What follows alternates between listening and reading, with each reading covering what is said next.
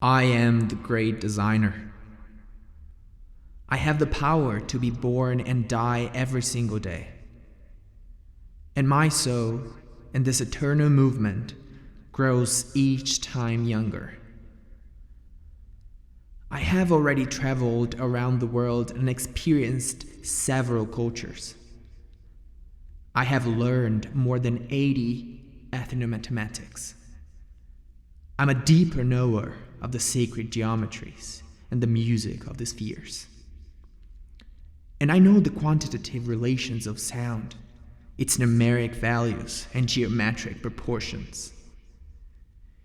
In my walks through time and space, I have studied the way of counting and measuring peoples like the Inca, Egyptian, Maya, Celts, Inuits, Papuas, Pygmies, Indian, Chinese, and Japanese.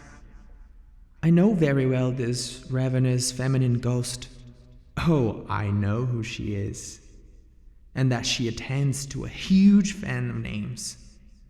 In some cultures, she attends by Sheila Nagigs, the great mother that generates and devours its creatures.